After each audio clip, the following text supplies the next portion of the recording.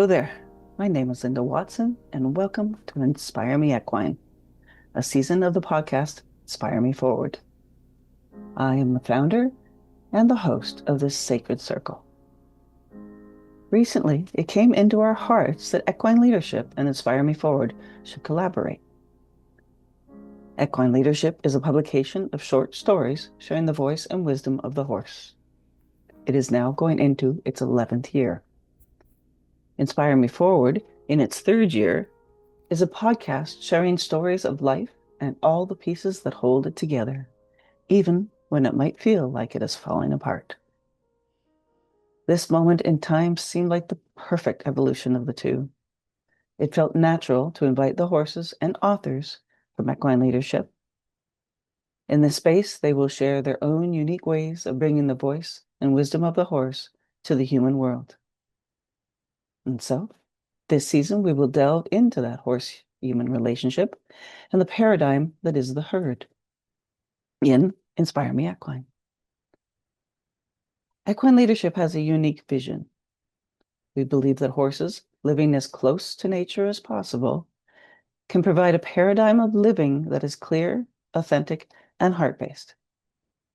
There is much to learn that is good for all of humanity, as well as the collective that we call Earth.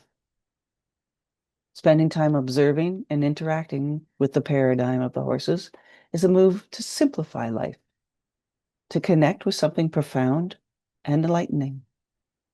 Their natural way of life offers insight into our truest paths. When we step outside of the ring and into the herd, we experience a relationship of equity and compassion. So before we begin, let us take a moment to breathe, to connect our hearts with the present moment, and invite the horses to join us in this space.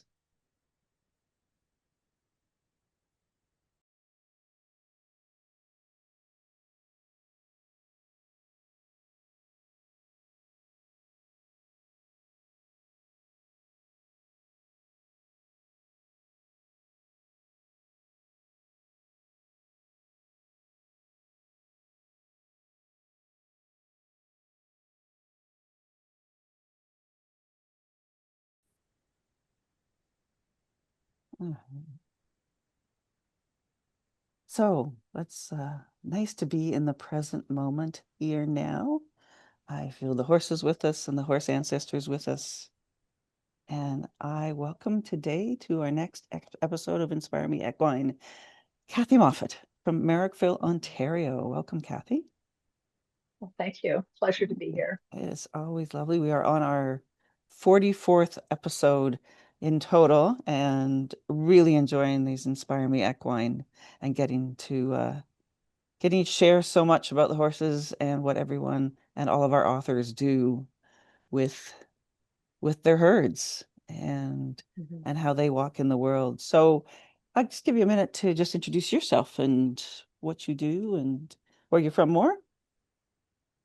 Yeah. So, well, you've given my name already. So I'm Kathie Moffat. I live just outside the village of Merrickville, Ontario. And actually, if you Google it, it's Ontario's #1 prettiest village. So it's a beautiful place to visit. So shout out to Merrickville.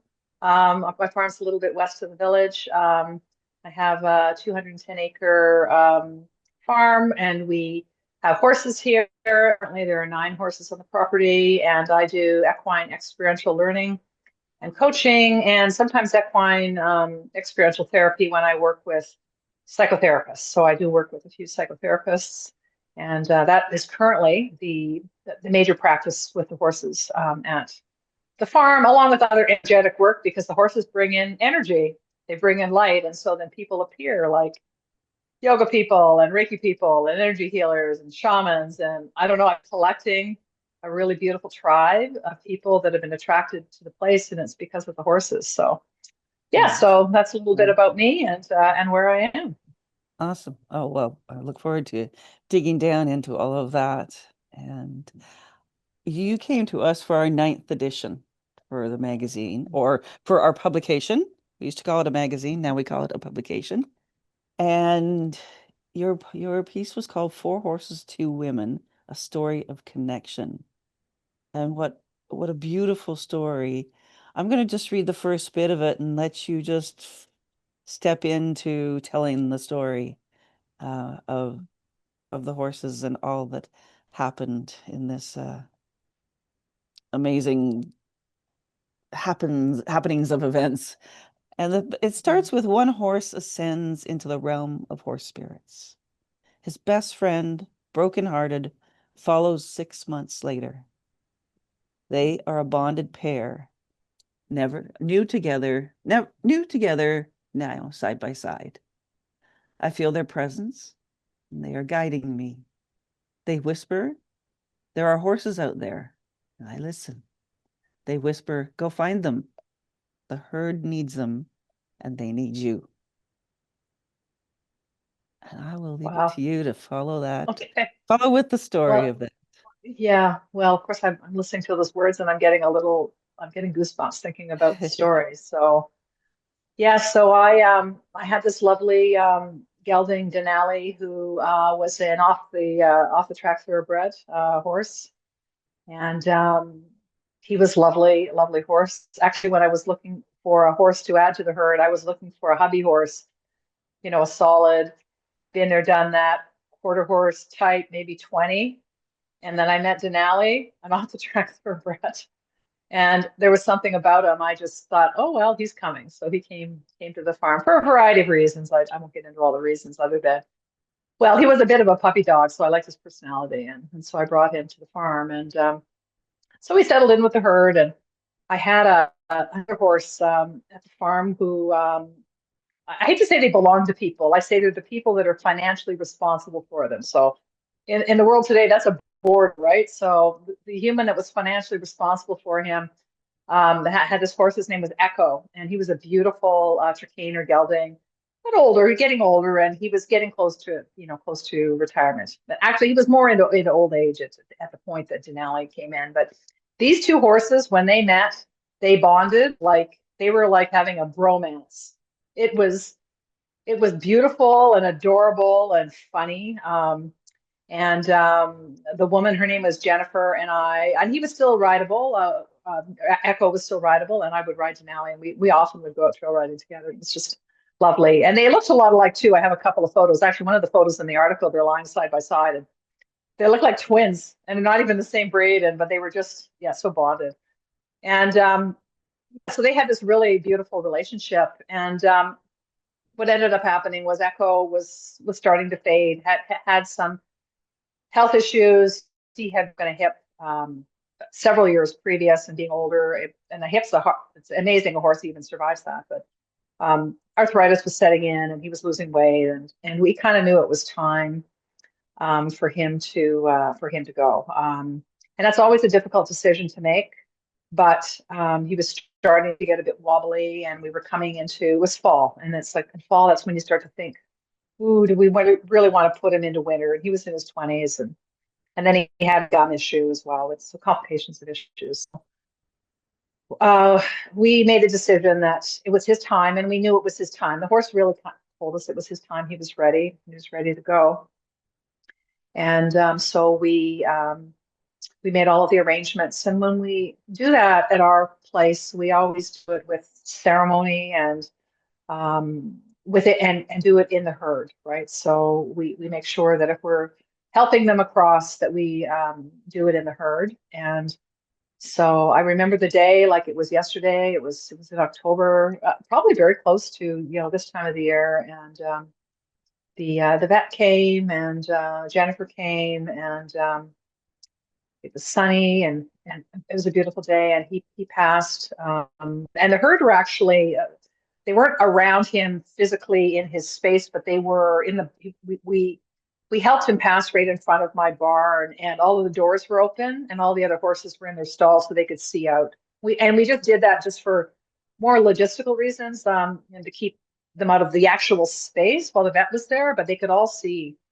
And so he passed beautifully. He just slipped away. We felt him go. And then when he went, we let all the horses out of the barn, and they all walked by him it was in reverence. It kind of reminded me of going to a wake, right? When you go to a wake Mm-hmm. and you go up to a person that's, at the wake, lying in their coffin.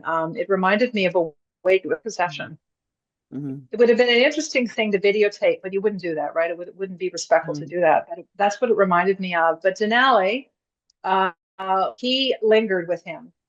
He lingered with him a lot because this was his best friend. And not only did he linger with him, he came back several times. He would move away and come back. And then he licked his face. It Mm-hmm. was just, and then when he did that, that's when he finally said, "It's okay, I'm going to go." And then he and the other horses, they were all running around. And I had this feeling like Echo was out of his body and this energy was there. And all the other horses were like, "Oh, Echo is feeling better. He's out of his body." And they were running around. And that happened for a little bit of time. And then when they went back to grazing. So, after that, the horses, of course, they have to readjust because they've lost a friend. And most of the horses adjusted really well. Like they found new positions within the Yeah. herd. Denali was lost. You could really tell that he was lost. He couldn't find a grazing buddy, really. He was with the herd, but he wasn't. Sometimes you'd find him offside. Um, Now and again, I'd find him with one of my little minis. I have a little mini gelding named Loki. And so two of them actually, sometimes you'd find the two of them playing. So that made me happy. But you could tell he was really sad. And it wasn't much. What could you do? You just try and be the best um, horse person you can be in care of horses. And so I continued to look after him and, pay attention to this, but there wasn't really a lot that I could do. And then the following spring, Denali, I found him out in the field in extreme distress. He was sweaty. He was soaked. It was like he had gone down on the ground and had rolled in mud. He was just covered. And I said, "Oh my God, what's happened to him?" And he was cold. He was really cold. And it wasn't a cold day. It was very, very strange. And so I kind of think I know what might have happened because I dreamt about it. I think he was Mm-hmm. chased by a human on a powerful vehicle. Maybe I think he'd gotten off our property to neighbors behind is kind of what I thought, but I can't prove it. And you know what? It doesn't matter. It doesn't really Mm-hmm. matter. And when I brought him up to the barn, I thought, "Oh my goodness, he's in such distress." And it was a colic. I thought, "Oh, is this colic?" No, colic Yeah. didn't really look like that.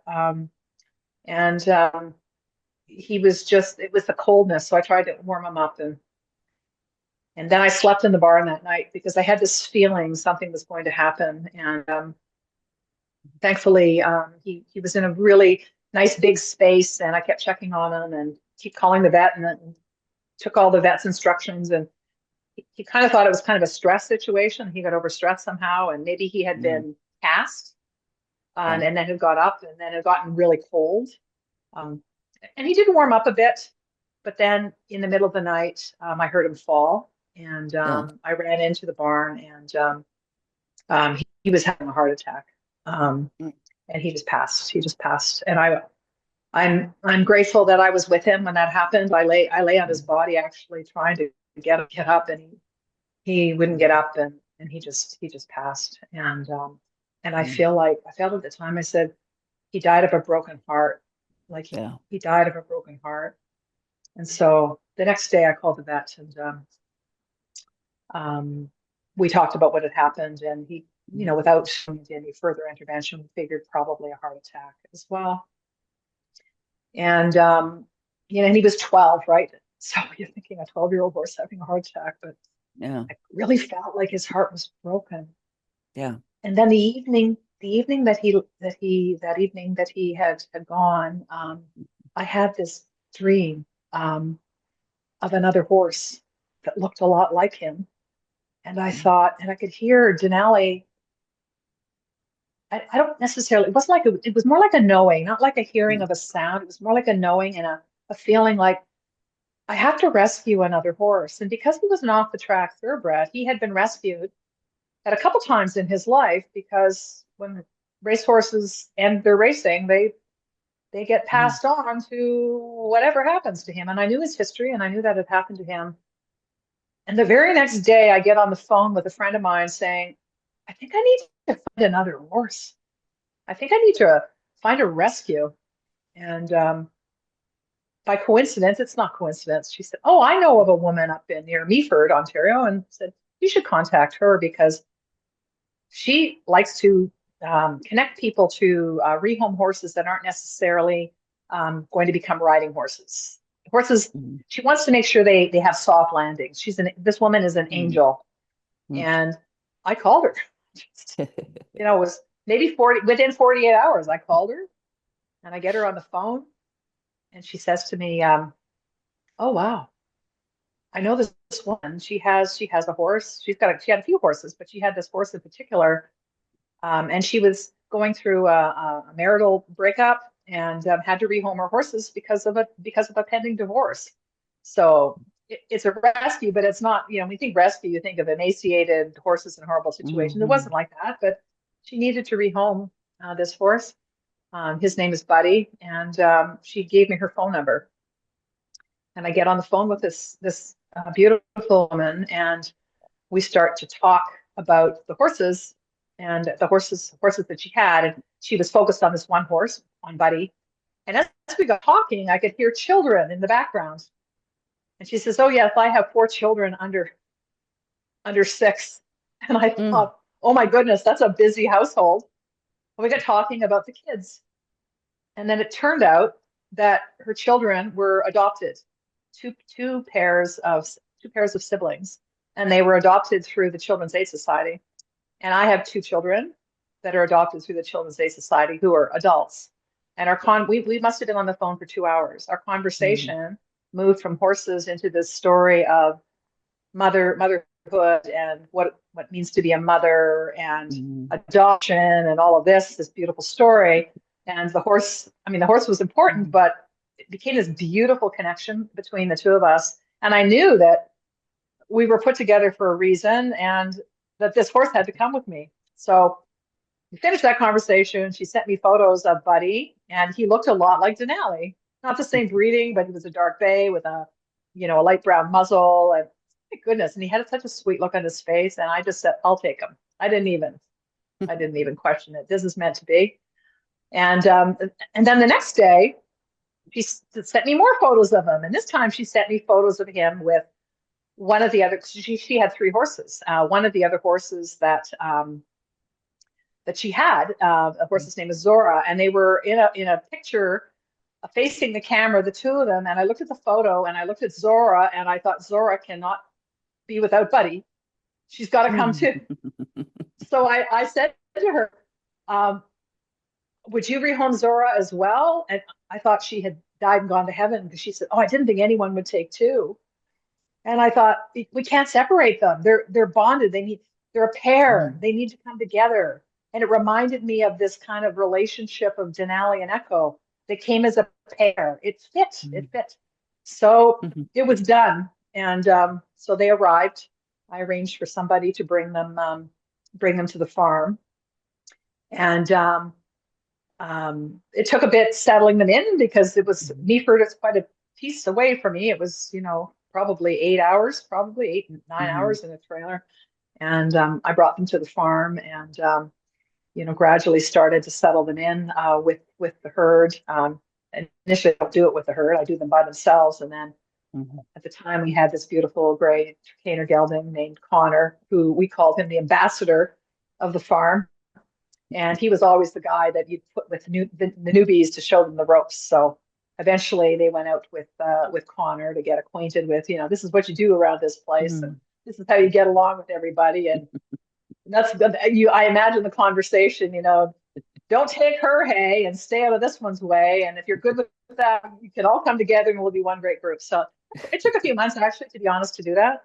And then they integrated in just beautifully. And yeah, it's a beautiful story. I still have the 2 of them. They work with us in our equine experiential learning work to a certain extent. They have agency. There are things they like to do and things they don't, and I don't force them to do things they don't want to do. But yeah, so and I think often about I think about Denali, how he it was tragic when he died, for a lot of reasons, but he was young, right? And the prime of Yeah. his life. But yet, he brought these other horses in who needed a home too. That was the other thing. And Yeah. I had the resources to do it. And yeah, they're both delightful. Buddy's Yes. name is Buddy, and his name suits his name.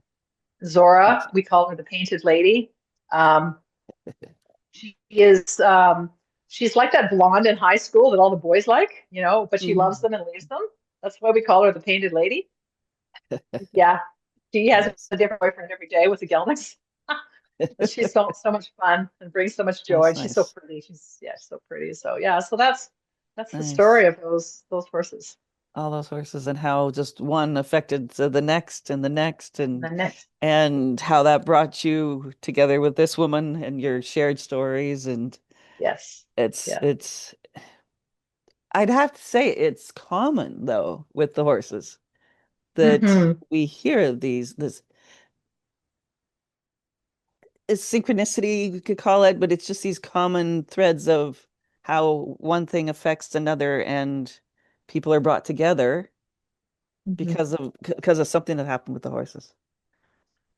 And Yes, it's it's true. I mean, I could share a few other stories that are like mm, that. yeah, The beauty of it too is I'm um, still in touch with her, right? lovely. Nice. We've developed, a relationship, and I have a young woman that works for me. She's Mm, 19, and I gifted her. She's in love with Zora, and mm.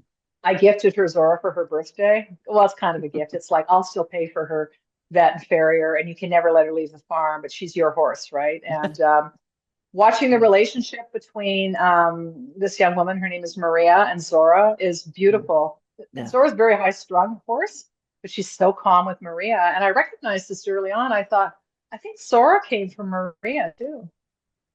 And Mm, then this young woman that works for me has had a pretty, not to get into all of her past, but it's been hard, a really mm, tough life, right? In the system, same thing, yeah. in the Mhm. CAS system, Yeah. right? Yeah. And she's Yeah. come out of that and is turning into this fabulous young woman. Lovely. And Zora is actually her anchor. And I recognized Mm, that, and I said, well, why don't I? I gift mm, her to her, and so they're establishing, this lovely, lovely relationship, which mhm. is, yeah, yeah, it's Nice. it's beautiful to watch. Yeah, absolutely. And like so I love you said, we say the anchor, like they're that anchor, Yes, that yes, safe haven to come back to and to yes, connect yes. with. So my question, I guess, leads in is how did how did you get into all this? I know you weren't born into it. How did No, this whole journey, not so much what you do now, but can you share with us your path of how you went from wherever you want to start to sure. how did you get here? Um, Well, I've always loved animals. I'm an animal person, and I've always loved horses. I have a photograph of myself. It's my cell phone wallpaper of me at about 3 years old on a horse, and I still have the same smile and the chubby cheeks and the dimples. I still retain those. I've always had chubby cheeks. They're never going to go away. So there you go. So, and the big smile on my face. One of these fairs, where Hmm. the ponies were tied up like they're real ponies, but they're tied up like a merry-go-round. Like I would never do that today, but back then, it was a long time ago. Yeah. And and the look on my face, I could tell back. I probably didn't know. I don't remember that. My father gave me the photo. Hmm. I've always been drawn to them, but I Hmm. wasn't able to have them in my life because I grew up in a military family. We moved around a lot. We didn't have a lot of money, and there was no room for riding and riding lessons Hmm. or even owning a horse. So even though I asked Santa Claus for one, I never got one. But I always liked them, and so what I did instead was I read all the books, right? Yeah, I read Black Yep. Beauty and Hmm. all the horse books. And I drew them and I dreamed about them. When I would do make believe, I was always a horse. It was always that. And I wasn't around them really. We lived in military quarters often when I was really young. So it started with that, and then my dad got out of the military. We were living in Manitoba, and when he got out, and then we moved to Nova Scotia, and we were there for a while. And I had a couple of exposures to horses.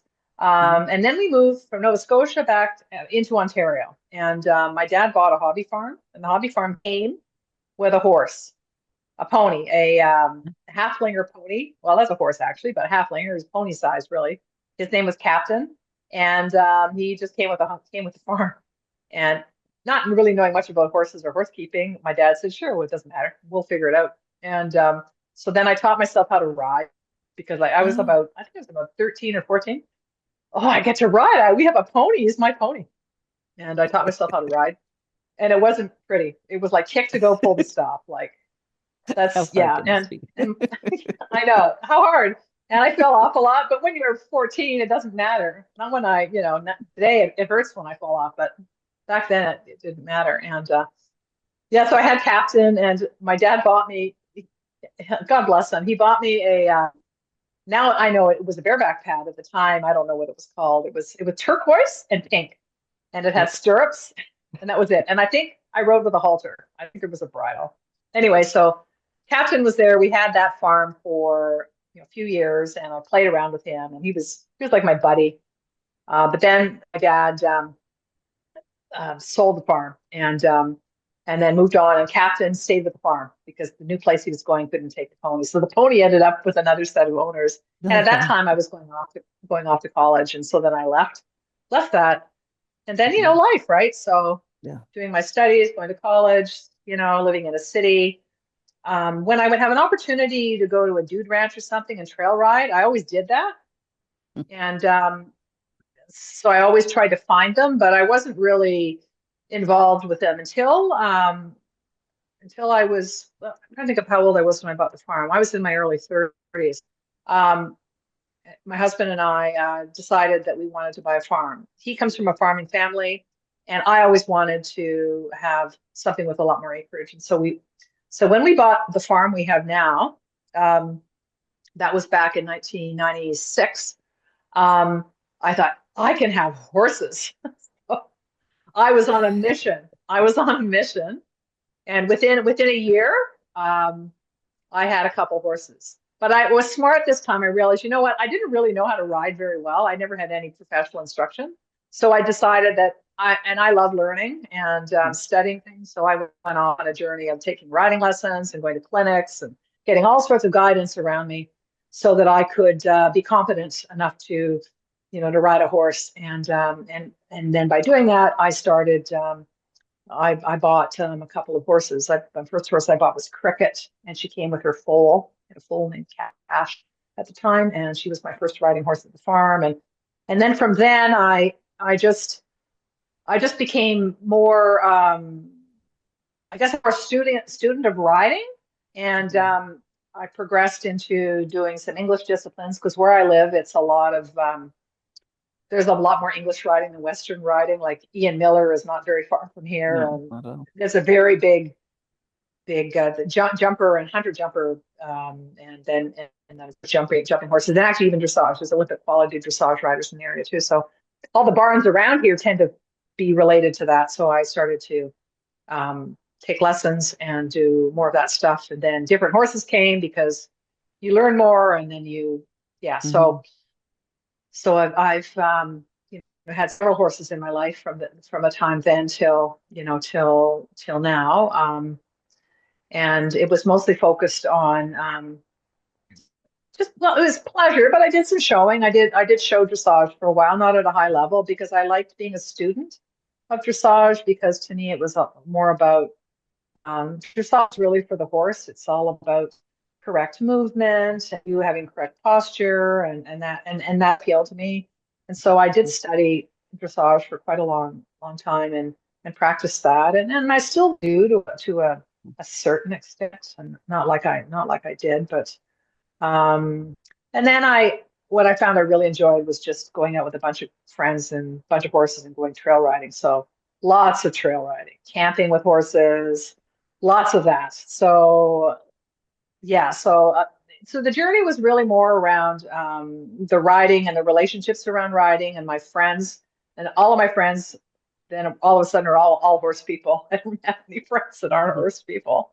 My husband says to me, "Do you have any friends that aren't horse people?" Well, I mean now I do, but back then probably not. Uh, Because that's all Oh, we did. Why? And yeah. Yeah, why? Yeah, because nothing, what else would you want to do but, ride horses? So yeah, so that was my journey up until, a few years ago when things changed quite a bit. But yeah, I would say that got me So, to, 2020, I guess. Yeah. And then things changed dramatically. so let's dive into the change. What brought you from that point of being the writer that you were and enjoying that to now I want to explore this other way. Yeah, so I think my subconscious always knew that there was this amazing energetic connection with horses. My subconscious knew, but my conscious didn't, because I was Hmm. very much, in my left brain most of the time. I worked in the scientific industry and in a very yang-oriented, male-dominated industry. And, there's Hmm. nothing wrong with that. But that's just where my head was at. And so Yeah. I don't think I was paying attention to the subtle cues other than I knew how I felt Hmm. around horses and I have this energetic connection. And I can recall when I look back now, many moments of just sitting with horses doing nothing and having a Hmm. profound, relaxation, connection. Um, yeah, many, many times when I think back, but back then I didn't pay attention to it. Younger, too much in the left brain. Well, what Hmm. happened was at the beginning of just before the pandemic had started, I was working for a tech company, a really cool startup tech company, and the job was starting to let's say it was falling apart. It was just the company wasn't really ready for prime time with the product it had. Let's just say that. Hmm. And I was running their global sales organization, and I just felt, that it's not ready for that. It needs more quality control and R&D, Yeah. and there wasn't a lot of orders. So I thought, and the pandemic was hitting, and we were doing a lot of business in Southeast Asia, and that's where it hit first. And so I was very Mm. attuned to what was happening in Indonesia and China and those places. Yeah. So it was like, I just don't think this is going to work, and they were having financial troubles. And I thought, you know what, this is a good time to bow out. So I did. Mhm. I left, and when I left, it was like, well, now what I'm going to do, right? We've got a pandemic going on. I'm Yeah. at that point in time, I was a brunette, but then I couldn't go to the hairdresser to get my hair done because it all shut down. So then the gray came in. So who's going to hire in technology a gray-haired woman, right? Because it's a very male-dominated industry. Yeah. So after 6 months of trying to maybe find something, I mean, I didn't try too hard at the beginning. It was more like, let's just take a pause. But then it's like, I need a job. I got horses to pay for. I've got to look after horses. So, Hmm. um, and I wasn't able to find anything. And it occurred to me that the timing and yeah, it just was not coming together. And so Hmm. I thought, well, I need to do something else. And I did have people that were I was looking after other people's horses here, so I had a few boarders, so that was bringing in some income.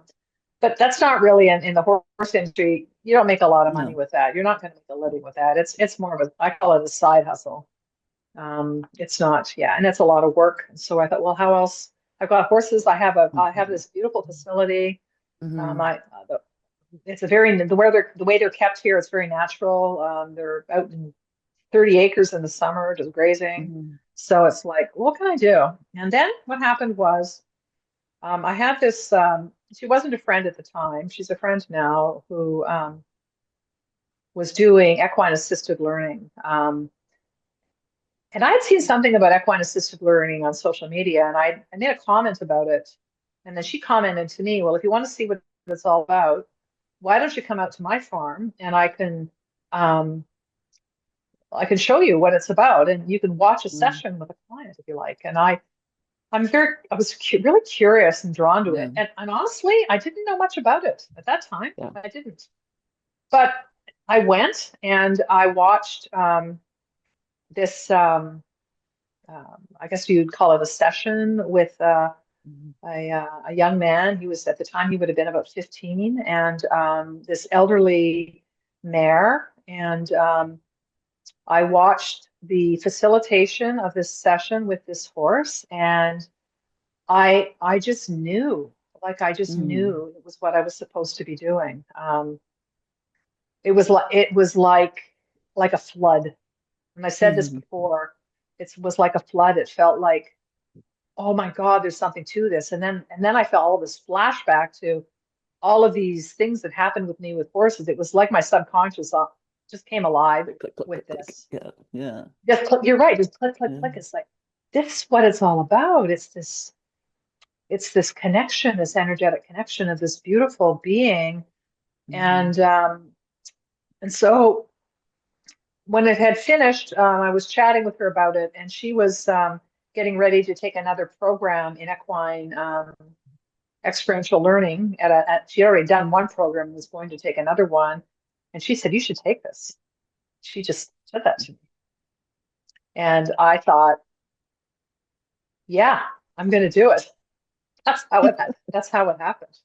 And actually, while I was talking to her about it, and I talk a lot with my hands, and I'm talking with my hands, and she kept saying to me, "Oh my God, Kathie, your hands are glowing green." And then I thought, my hands are glowing green? Well, what were you talking about? Are you on drugs? But no, she could see the aura around me, and my aura was green, and green is the heart chakra, and green's the color of healing. So it was like it made a lot of sense when I researched. It's like, oh wow, universe, I'm listening. Like I was listening, and I was ready because I wasn't ready before, but I Yeah. was really open, and then I went and took a program in equine experiential learning, and my relationship and what I do with and partner with horses has dramatically changed since then. Really. And what if you had to say in what's the main way it's changed? If you could say one thing, what the way it's changed. I know there's a million, but what's the main way that it's Really paying attention. It's okay? really paying attention to what they're telling you.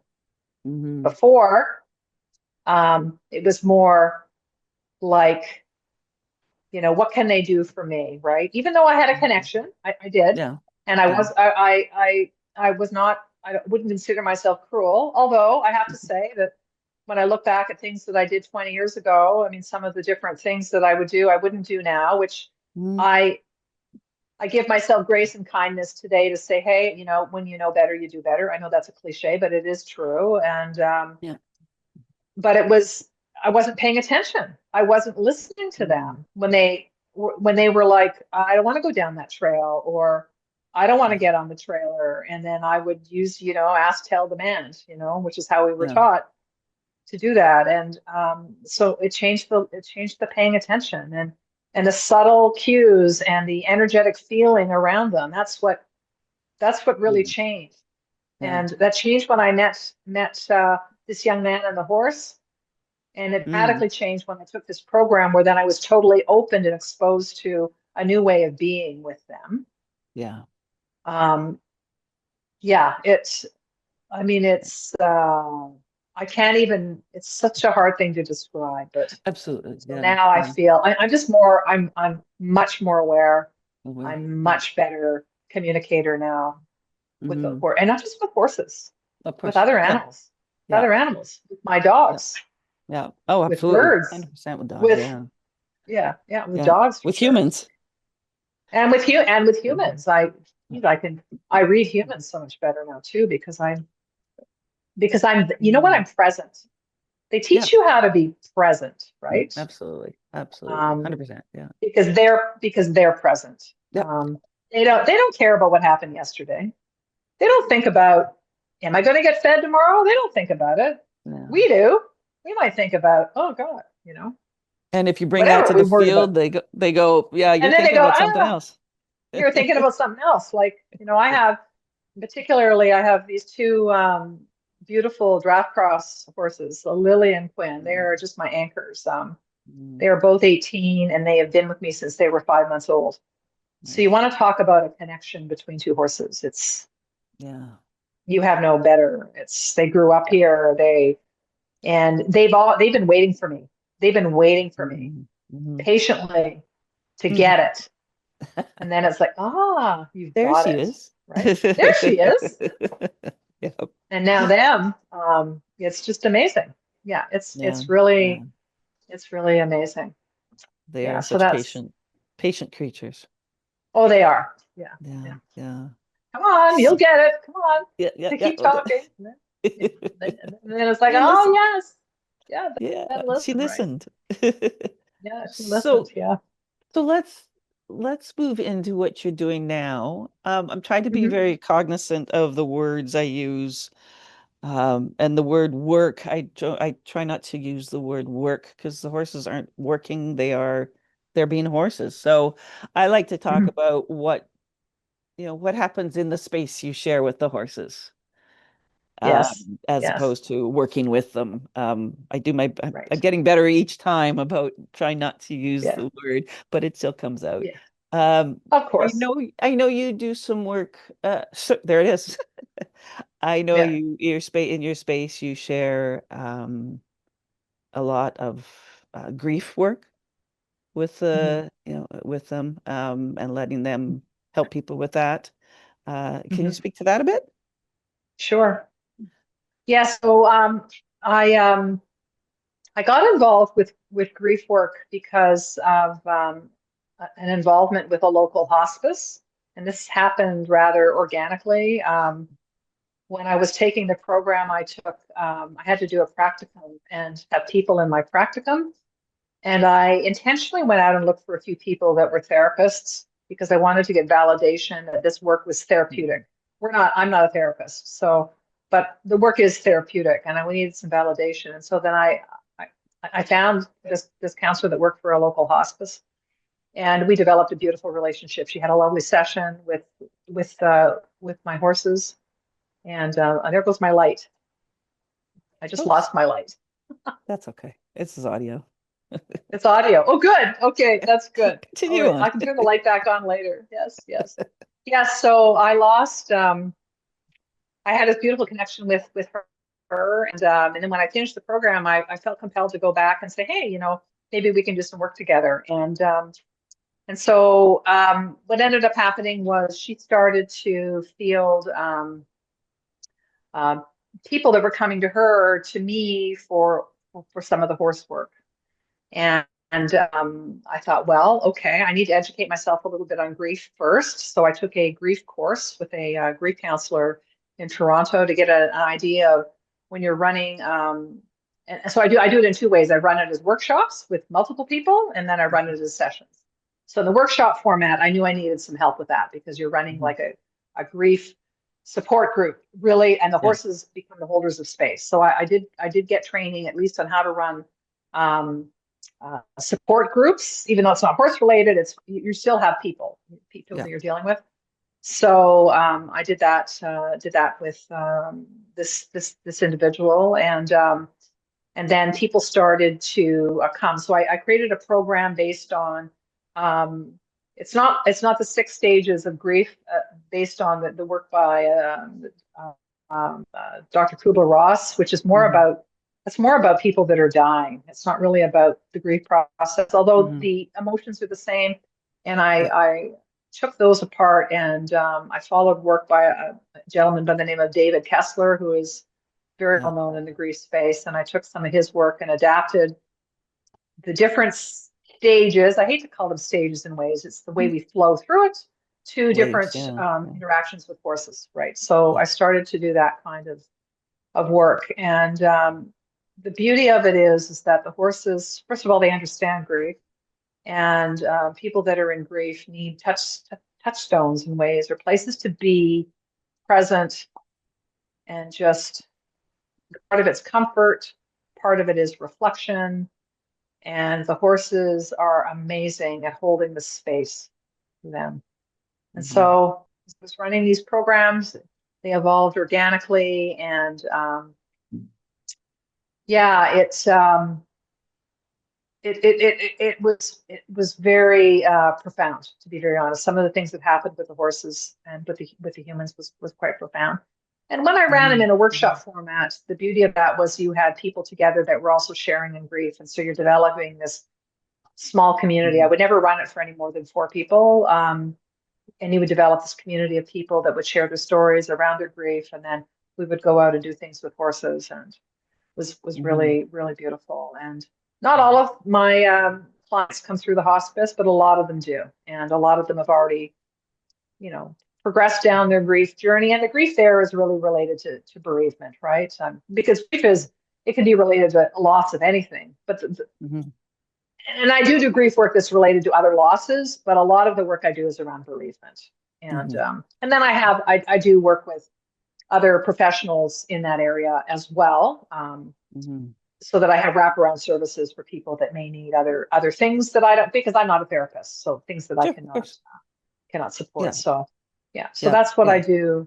That's what I do with that. And the horses inform me. You see how horses react to grief too. Yeah, absolutely. Well, and each person brings the energy of their story, which is everyone is different. So of course the reactions, the responses are different. Yeah. So then that hospice bit, I assume perhaps that's where you got your connection, and then that connection to your minis?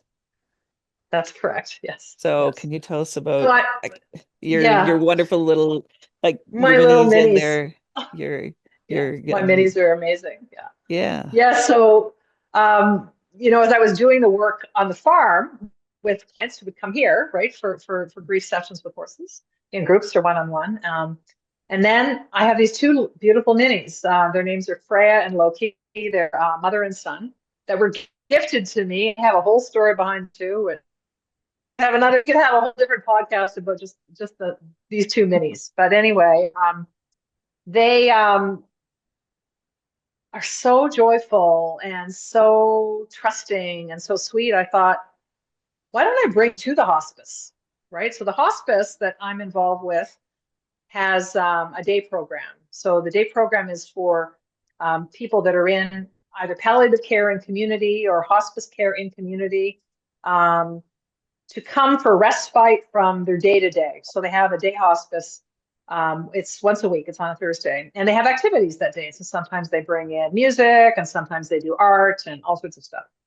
And I suggested, because I have this great relationship with them, and I know all the people there. It's like, how about I bring my minis for a visit? And they thought that was amazing. And I thought, oh, I hope the minis will be okay. What are they going to do? I've never done this before, right? But they go on a trailer well, and I thought, well, the first visit, we'll do it outside, right? And see what it's like. We'll be outside. There's a group of people. They're lovely, nice to handle. We'll go do it. And so the first time we took them, it was in the spring. That was a couple of years ago now. And the hospice, the people that were actually in the hospice respite for the day were outside, and sitting in their chairs or their wheelchairs or whatever. They finish lunch, and then we bring the minis. I come with another person because I have two, so we need another horse handler, and we just bring the minis in, and then they just connect. Like, minis will go to, they're drawn to certain people. I always make sure that everybody that wants to see them gets to see them, and the minis get so quiet, and it's amazing to watch. But they're dealing with people. In a lot of cases, in the case of this hospice, a lot of people with dementia. So it's quiet, it's relaxed, and people just want to touch them. Yeah. And the minis walk in and they just touch them. And the joy, it brings such joy.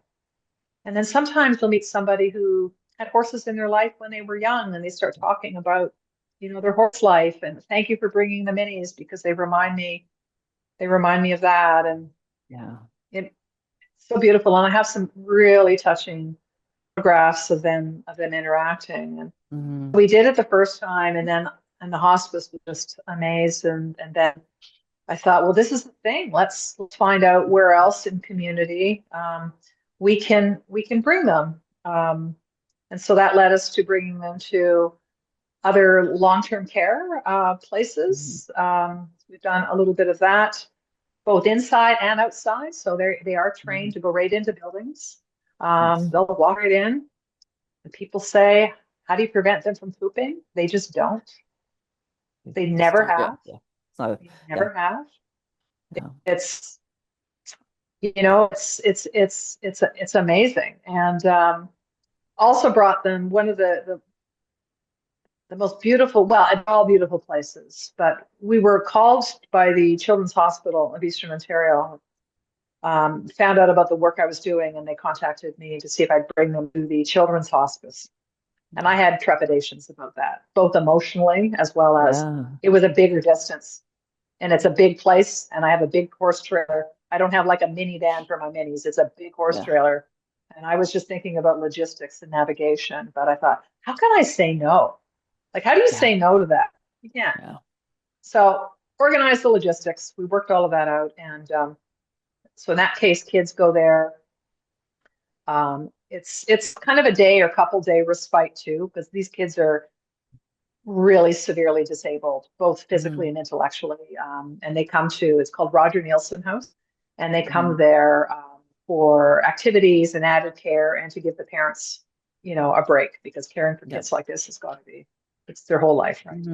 Yeah. And watching the minis there, my one mare, so the mare is Freya. There was this young girl who was lying on a kind of a combination wheelchair stretcher. She was spread out, and she obviously had very severely disabled legs, and her eyes were widely looking. And Freya, the mare, went right over to her and put her head on this little girl's legs. Not so much touching, but just above and breathing. And the horse's eyes were closed, and she was breathing with her. And the young lady, her eyes were just softening. And the young woman, actually, this young woman that works with me, Maria, she came with me. And Maria says, Kathie, look at this. You got to take a picture. I said, I can't take a picture. It was amazing. And it was like the horse was in a bit of a trance. And then she was out of it. And then she shook it off. So whatever she was doing. And then the young woman was, brighter, and I wouldn't necessarily say she was smiling or not, but you could tell there was some that change. Really some change, some energetic change that happened. And that was a pretty cool place to go to. And these kids, they don't get to go to a farm, probably, because they have so many devices around them that they have to be with. But there, you bring the horses to them, so bring them to them. They're pretty special. And when people come to the farm, the minis actually they're big horses, which is another joyful thing, because people will come out here and just kind of walk with the herd. We just walk with the herd, and then they'll see the minis, with these huge horses just holding, and they hold space. Like, they think they're huge. Well, you know what? They have huge hearts. Their hearts are so big, so they're probably 70 hands. And they just hold space, and people walk out. And what I love to watch is just how it's just joy. That's the word. It's just joy. It's joyful, and people smile, and oh my God, they're so cute. And it's absolutely amazing. They're just delightful. Except when they get out. They get out sometimes, right? And of course. What's the name of that program? What's the name of that? It's called Minis on the Move. Yeah. Minis on the Move. Minis on the Move. Yeah. And it's on my website. We have a hashtag. So if you look it up, Minis on the Move, they have their own TikTok, and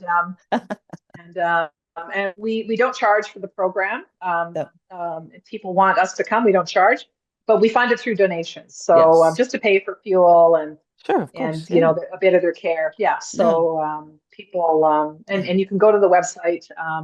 And there's a section Minis on the Move, and if you feel compelled to, donate, we'll definitely put that. And then, put that on there. So what else do you do? I know you and I talked a bit before we started, and you were finding new ways of being with the horses and looking, finding your way in different avenues. So what else? Share with us a bit of what else. What I found over the past probably year, maybe 18 months, is just being with them and doing less is more. Because people are just looking for a quiet connection and an energetic connection, and a way to kind of maybe shed things or release. And so what I've been doing more, two things specifically. So one is we do a grounding with horses activity which is done in the herd, where people come out and we have a meditation. And then people are, if they choose to, are blindfolded to cover their eyes to eliminate that sense of sight. And then we do a drumming circle with the horses interacting amongst a circle of people in meditation. And that has been very, very powerful, and work with other practitioners, energy workers, people that are doing shamanistic work. I work with drummers, etc., to do that kind of work. So that's one thing, and we do that in a group, so for up to about 8 people. And the other thing that we've been doing is Reiki with horses, and so I myself, I'm a Reiki master, and so I can do Reiki on people and dogs and horses. I can do it on anything. I focus on my animals and people around me, but we do it with the horses, and so the horses do it naturally. They bring up, that's their whole connection, right? They bring up that source energy through their bodies because they're so grounded, right? They have 4 feet on the ground, they're grounded, and this energy comes up through them. And we basically, we're doing it in a group. We do it outside, and people are on massage tables in a kind of a square in the center of a round pen. And I work with another Reiki master, and we have 2 horses in the space with us. It's Lily and Quinn. They are the Reiki masters at the farm. And we will start doing Reiki, human to human Reiki on people. And as we're moving through that, the horses come in. And sometimes the horses come in so much that we kind of back away. Like they will come in and go to different places in their body, different chakra centers. They will go. They're clearing people's chakras. The last time we did it, this one woman who came, who was not only a Reiki master, but a teacher of Reiki. Like this woman really knows this energetic work. And she came to experience it, and she was in tears because Quinn cleared, like she said, oh my God, cleared. He spent a lot of time. It wasn't like he was chewing, but he's very mouthy horse, and he was on her third eye, just there on her third eye. And I kept thinking, oh, don't bite her. He was just there. And then he moved down into her heart area. And actually, I do have video of this. This was amazing to watch.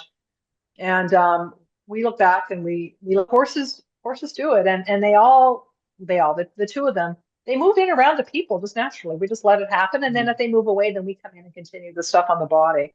And so it's kind of a combination. So then I can feel where things have shifted too. But when the clients are done, they're the ones that, tell us, oh my goodness, this has moved and that has moved, and what a beautiful, beautiful experience. And there's some drumming involved with that too. And we usually have, we'll have some other kind of sound, maybe a sound bowl or chimes, and always music. And we're always burning, well, we usually have burn sage, etc. So we have that all kind of going. We create this really lovely ethereal environment.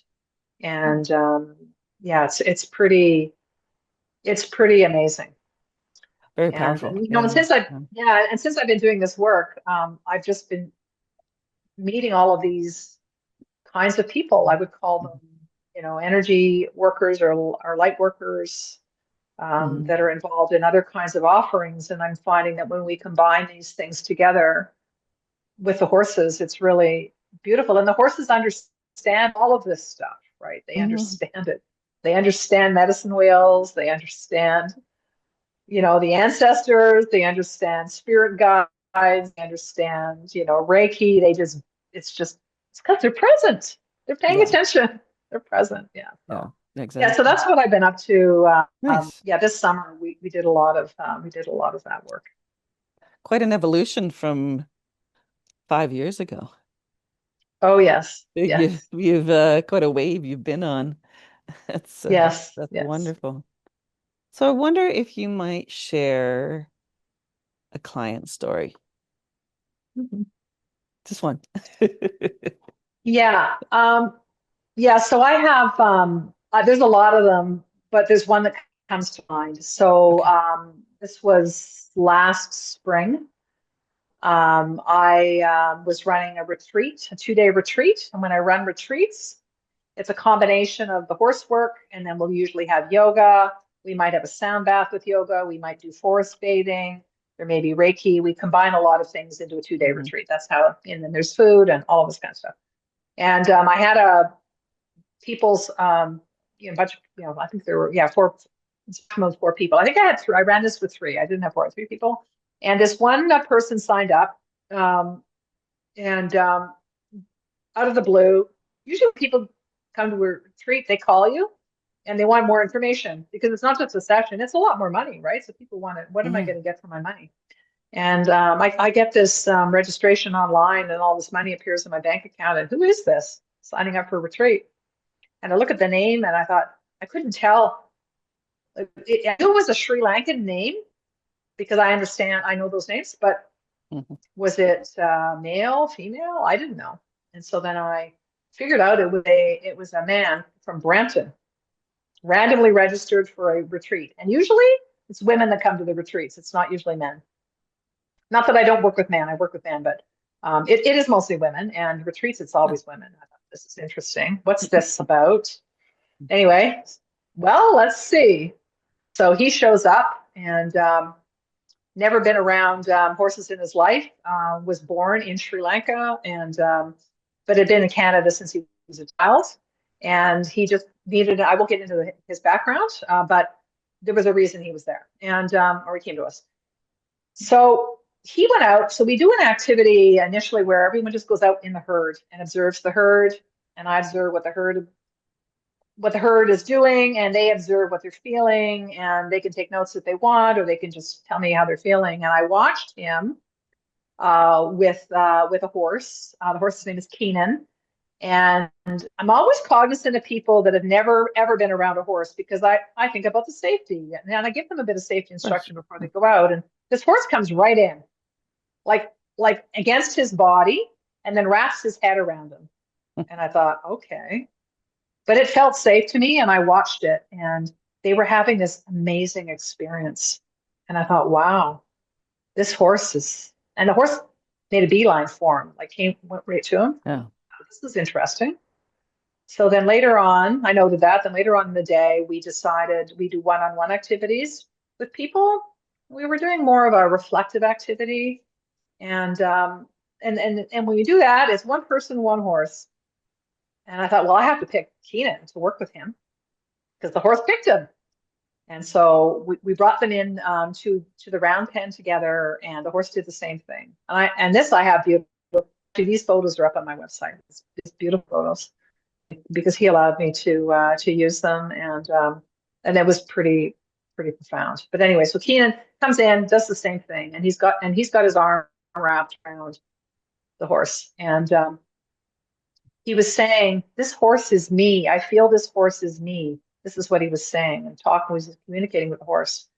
And at Hmm. the time, I was working with a co-facilitator, and the co-facilitator, "Did you see his leg?" I said, "What do you mean, did I see his leg?" "Well, have a look at his leg." And so the lower leg on this man, from the knee down, was very swollen. Like you could see it in his pants, very swollen. Hmm. And she said, "Well, he told me earlier that he had lymphedema from got by a jellyfish when he was on vacation, Hmm. and the swelling never went down. So he's dealing with this. He's been dealing with this. Well, the Hmm. horse has lymphedema or lymphangitis, same thing, Hmm. Hmm. in the same leg, Hmm. in the same leg. So she points it out because she knew the horse has this, and the horse's leg from the hock down, so the hock is kind of Yeah. the back part of the, for Yeah. people that aren't horse people, it is. It's kind of like, it's not the knee on a horse, but it looks like a knee. People think it's a knee, the back of a knee, maybe. The Yeah. same. Yeah. Um, and it was like, oh my God. And the horse had the same ailment. And so we pointed it out to him because did you have a look at this horse picked you? And this horse doesn't pick people very often. He's more like, I'll be with the herd. I'm good. You don't necessarily have to bring me up, but he Yeah. wanted to be there, and fair enough. It was the same thing. And so the client it blew his mind. What makes it even more interesting is that the next day, so this was the 2-day retreat, so this was day one.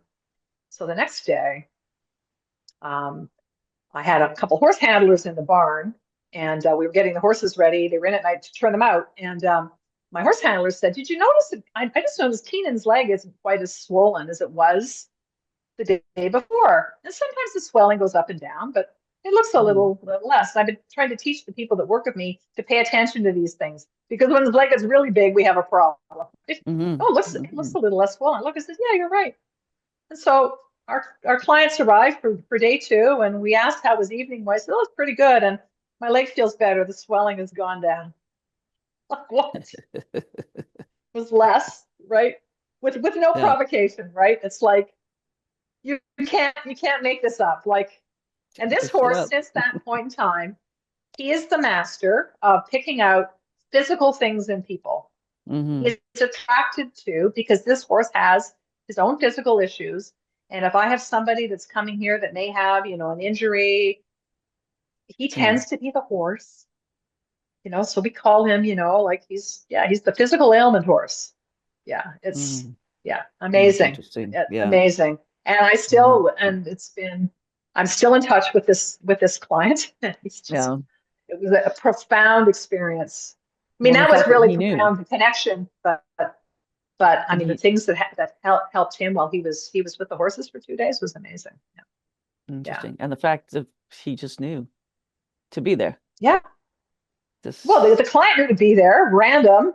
You know, yeah, like yeah, I that's. I mean, believe it's he's just. probably like this 40-year-old Sri Lankan man from Brampton. I live in Merrickville. That's like 4.5 hours away. Signs Mm, up for a retreat, and then I asked him, "Well, why did you sign up?" "Oh, it was recommended to me by someone else." And I thought, mm, okay, well, yeah, I know a few people in Brampton. I was trying to think, well, who was it?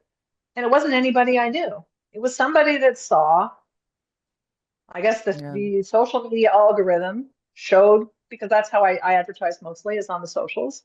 Randomly Mm. saw this. You got to go to this. He signed up without even talking to me and showed up. And that happened. It's like But but what trust that is incredible. in itself. It's like, It's no, just, I got pointed this way. I'm gonna go. I'm gonna go. Yeah. Yeah. And Yeah, he was totally open and curious, which, I give him a lot of lovely. credit for that, Mm, considering, oh, just his, oh, that's um, beautiful. his background, his social background, so Yeah, it's pretty amazing. So something pulled him yeah, yeah. to do this and meet the That's sorts. And actually, since then, because of where, excuse me, I had to sneeze. Since then, because of where he lives, he's not that close to me. He actually goes to another practitioner that took the same mm. same program with me, Ah, nice. closer, Yeah, closer. Actually, he's been to two different places. So he's nice. continuing to do work with the horses, just Oh, lovely. just closer to him, because it's, I'm quite a piece away Yeah, for somebody to yeah, just yeah. come for a second. So yeah, it was Lovely. pretty Oh, it's good that he's kept up. pretty Yeah. profound. Oh, that's amazing. That's amazing. And the fact that those two found each other. It's just, yeah. Yes, I hear yes, that again and yes, again. So yes. we are drawing this to a close, and it's been so much fun and hearing all about what you do and how you got there and the synchronicities, the Mm. how paths are crossed, and it's almost like the horses are orchestrating it. You're like, we know where Hmm. you need to be right now, so this is going to Yes, happen, then yeah, this is going to happen, and here you that's are. right. Here you are. So I have Yeah. one final question for you, and it's an open question. Is there anything in your heart that wishes to be shared as we close the gate on this episode? Mm. Wow. Um, what to say about that? It's not necessarily a message specifically from the horses. It's But it kind of comes from them, because they taught me how to be present, and in the world we're living in today, where, the news cycle is just accelerating, and we're anxious and worrying about what's going to happen, not even tomorrow, within the next couple of hours, the way it's been. We need to learn to be present, right in the, and I know we talk a lot, people talk a lot about present, but really present, like in this moment. I'm present in this moment. I'm Hmm. sitting in, my office in the upstairs of my house on a lovely Thursday evening talking to you, right? Absolutely. And I'm Yeah. paying attention to you and I'm enjoying our conversation. That's presence. Yeah. And we need to be present. And actually, one thing that reminds me of it, a visual, and actually this comes from my husband. He says, Mm. think of your life as an hourglass. You've got the sand that has flowed through to the bottom, and you've Mm. got the sand that's at the top. Where you are is that little piece in the middle. Yeah. Right Those there. little few grains of sand, which are just in that little piece, that's where you need to try and Mm. be. And if we could all try and be like that, um, find moments. I mean, it's not going to be all the time. It's a hard thing to do, but Mm. find moments in the day to just take a good deep breath, a few deep breaths, and Mm. just admire the fall foliage, or have a good cup of coffee without scrolling on your phone, and Yeah. just being mindful and present. I think, that'll keep us grounded Yeah. and Yeah. sane, I think, moving forward. And that helps a lot. And actually, that's what the horses Mm. have taught me. Because when I'm Absolutely. really present, I can pay attention to them and be in their space. And then I listen, I can hear them. I don't Hmm. hear them when I'm not present. I'm rushing around. Of course. Yeah. And Yeah. that applies to all aspects of life when you're Hmm. running off to, oh, I got to throw the laundry in or do the dishes. And oh, yeah, I got to make this. Oh, take a moment. Take a moment when you fold the Mm. laundry. Yes. Let's Yes. make a Yes. nice little sock packet. Yeah. It's Exactly. it's rewarding. Yeah. Be present. It's Smell not the clothes. being present isn't necessarily taking you away from doing something. It's just being No. present in doing it. Yeah. Yeah. There's Yeah. lots of things we can do. Folding laundry is a good example. That's a perfect one. I Fold the love the fold the hourglass. laundry. Yeah. And Yeah. the Making hourglass, yeah, dinner. that's just Yeah. and making dinner. Oh, I'm preparing food with my own two hands too. Maybe I'm Yeah. sharing it with somebody and we're going to have a lovely meal and a conversation, or maybe it's just for me, right? So Yeah. all these Yeah. little things that we tend to That's rush fun. through. Yeah. Um, Slow down. yeah, Yeah. so that Yeah. slow down. Yeah, slow down. Absolutely. Maybe We're that trying to conversation the horses made. mm, maybe Yeah. yeah, I think Go ahead, sorry. we're trying to get forward so fast that we're missing the here and now. Well, yes, and I think, there's a little wisdom comes with age too. So as you get older, I find myself when I'm with younger people and I see, like, I have two women that work for me. One, she's 19, Maria, and this other, I have a Mm. co-op student who's 15. And I see these young women and, you know, how they're trying to navigate this complex world. Hmm. Um, and I get them to brush horses. It's Hmm. just Hmm. brush horses, you know. Just brush. It doesn't have to Yeah, be brushing horses. It could be washing dishes, but these kinds of exactly. things, I think. Yeah, But it's so therapeutic to brush it is. without intention, or the only Right, intention is just to be present in the brush. We've done that. right. We've started to do that with our dogs. Instead of brushing to Yes. get the burrs out and get the tangles out, whatever that is, we've started brushing them with the intention of being present with them and having these Mhm. beautiful moments. And they just lie Mhm. down and go, Oh, thank you. yes, yes, And when you're like the brush comes out now, they're not, oh no, I don't want to be brushed. Now they're like, I'm gonna go on the couch and roll over on my back and we're gonna have tummy like they enjoy it and it's present and there's yeah, smiles on everybody because yes, yeah, it's not a chore. It's a beautiful yeah, moment. And I've learned that from yeah, that with the horses is just yes. it's about the connection. It's not about the task. Oh, that's absolutely right. Yeah. Yeah, Taking time when you're brushing to scratch them where they're itchy, and then exactly. watch the expression on their face. Exactly. The Yeah. horses, like, lately, well, we talked earlier about Yeah. ticks, and Yeah. they makes them itchy too once the ticks have gone. And finding Mhm. the spaces and scratching the necks, like my mare is just in ecstasy if I find a spot and the head goes up and Yeah. the tongue, comes out, and it's just, and I look at it and I'm like, wow, I'm I'm giving her care. She's itchy Yeah. and I'm scratching an itch. Part of the And herd. that's enough.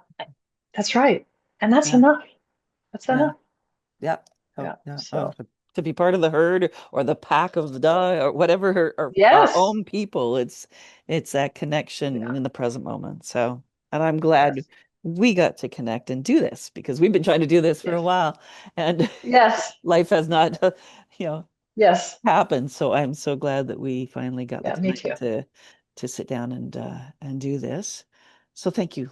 Thank you, thank you, thank you Yes. for taking the time for being here tonight.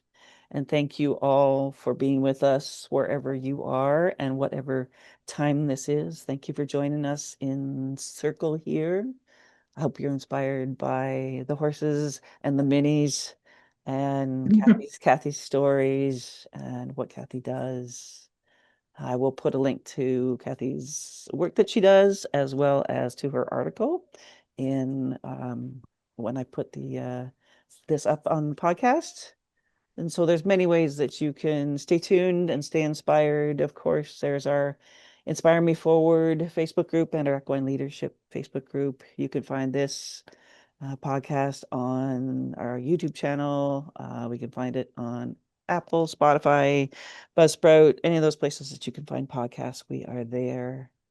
And please consider sharing this episode, as with any of the episodes that you might hear.